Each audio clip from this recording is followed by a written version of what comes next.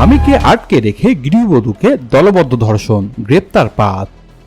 কুমিল্লার লাকসামে স্বামীকে আটকে রেখে এক গৃহবধূকে 2 দফায় দলবদ্ধ ধর্ষণ করা হয়েছে। এই ঘটনায় পুলিশ 5 জনকে গ্রেপ্তার করেছে। ওই গৃহবধূর বাড়ি নোয়াখালীতে। ওই দম্পতির বরাতে পুলিশ জানায়, গত বৃহস্পতিবার 13 মার্চ তারা তাদের নানা শ্বশুর বাড়ি লাকসামে আসেন। পরের দিন ভোরে লাকসাম বাইপাস মোড় থেকে বাড়ি ফেরার জন্য সিএনজিতে ওঠেন।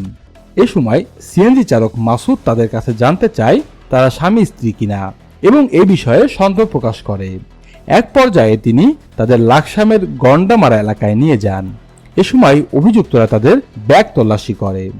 পরে পরিকল্পিতভাবে তাদের পাশেই লালমাই উপজেলায় মগবাড়ি এলাকায় নিয়ে স্বামীকে ফেলে রেখে তার স্ত্রীকে অপহরণ করে লাকসামে নিয়ে যায়। পুলিশ আরও জানায়, পরে ভিকটিম লাকসামের পাইকপাড়া এলাকায় সাবেক স্থানীয় সরকার মন্ত্রী তাজুল ইসলামের শ্যালক ও উপজেলা আওয়ামী লীগের সাধারণ সম্পাদক মোহাম্মদ আলীর একটি পরিত্যক্ত বাড়িতে নিয়ে যান। সেখানে অভিযুক্ত মাসুদ ও মোহাম্মদ আলী তাকে ধর্ষণ করে।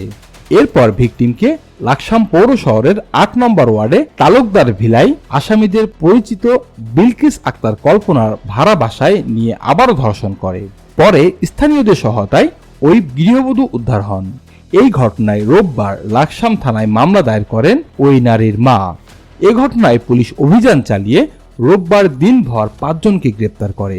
গ্রেপ্তাররা হচ্ছেন লাকসাম উপজেলা মনোহরপুর এলাকার মৃত খলিলুর রহমানের ছেলে মোহাম্মদ আলী, পৌরসভার শ্রীপুর মধ্যপাড়া মোহাম্মদ মমিনের ছেলে মোহাম্মদ মাসুদ, বাতাখালী এলাকার আবু তাহেরের ছেলে মনির হোসেন হৃদয়, উত্তর বিনয় এলাকার মৃত সিদ্দিকুর রহমানের ছেলে আল আমিন ও মধ্যম লাকসাম এলাকার মৃত মুস্তাফিজ মজুমদারের স্ত্রী বিলকিস আক্তার কল্পনা। পুলিশ সূত্র আরও জানায়, ওই গৃহবধূ বর্তমান কুমিল্লা মেডিকেল কলেজ হাসপাতালে 1 স্টাফ ক্রাইসিস সেন্টারে চিকিৎসাধীন অবস্থায় আছেন।